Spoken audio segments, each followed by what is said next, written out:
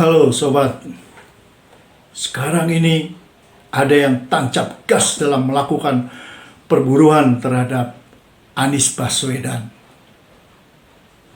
Mereka tentu punya alasan, dan yang pasti kalau selama ini perburuan terhadap Anies hanya dilakukan oleh para buzzer RP, Partai Solidaritas Indonesia yang tampaknya memang didirikan khusus untuk menyerang Anies, dan juga yang dilakukan oleh politisi PDIP. Sekarang KPK, PSSI pun telah turun tangan. Mereka tampaknya seperti dikejar waktu karena makin dekat dengan pemilihan umum 2024. Tapi bisa juga mereka mau memanfaatkan merosotnya kekompakan para tokoh Islam politik.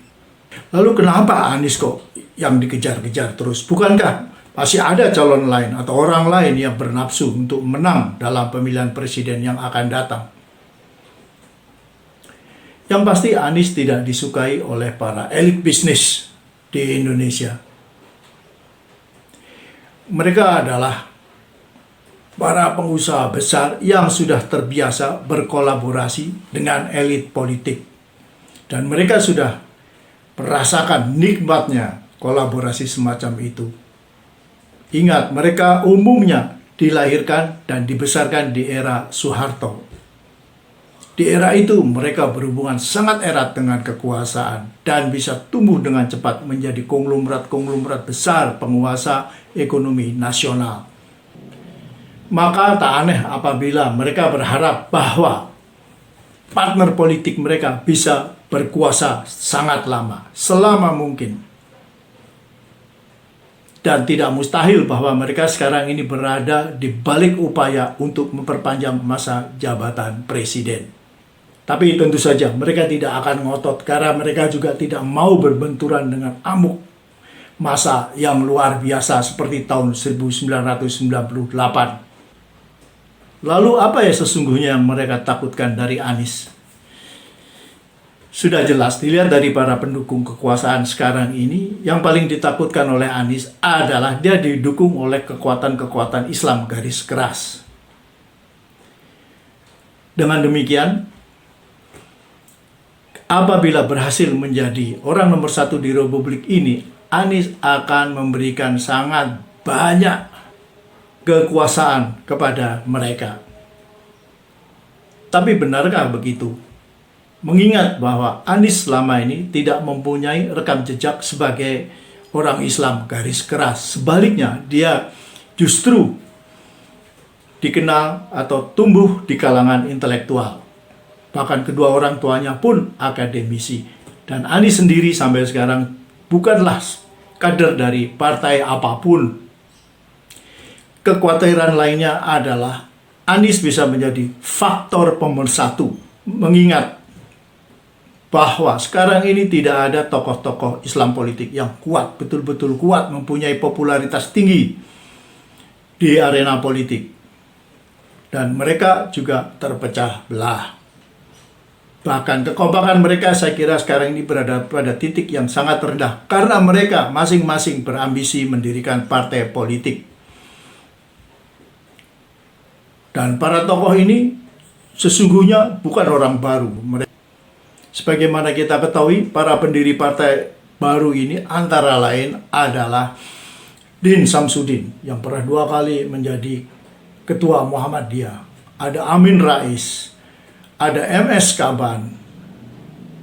Dan kita ketahui juga bahkan partai politik yang sudah berkoalisi dengan pemerintah dan mendapatkan kursi menteri yaitu P3 pun sekarang ini pecah.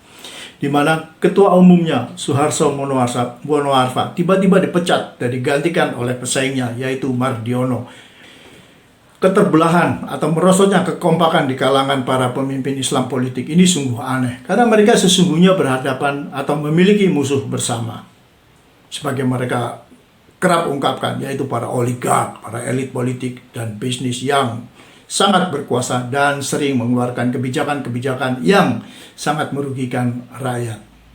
Ada apa ini sebenarnya? Apakah mereka itu terpecah karena memang memiliki idealisme yang berbeda? atau sesungguhnya sekedar egoisme pribadi yang terkait dengan kepentingan pihak ketiga. Dalam hal ini tentu saja para pemilik uang. Para pemilik uang, orang-orang kaya yang sekarang ini juga merangkap menjadi penguasa politik ini sadar betul membangun partai politik itu mahal. Untuk itu mereka memanfaatkannya dengan menawarkan bantuan keuangan tentu saja. Sebagai imbalannya mereka menginginkan konsesi. Tentu saja konsesi bisnis. Dengan demikian apabila mereka berkuasa nanti, mereka tidak akan merugikan. Dan sekarang ini sesungguhnya banyak orang sudah menunjukkan keprihatinan, bahkan kritik mereka kepada para tokoh-tokoh Islam yang bernafsu untuk memiliki partai politik sendiri. Kini mereka berharap bahwa para tokoh ini bisa membawa pepatah bersatu kita teguh, bercerai kita runtuh menjadi dalam sebuah kenyataan politik yang bisa membuat mereka menjadi sebuah kekuatan sangat penting dalam percaturan politik menuju pemilu 2024. Maka tidak mengherankan bagi saya apabila dalam pemilu 2024 nanti partai-partai Islam akan makin kecil perolehan suaranya dan akhirnya arena politik dan bisnis akan didominasi oleh orang yang itu-itu saja. Oke sobat, kita akan jumpa lagi dalam episode-episode berikutnya.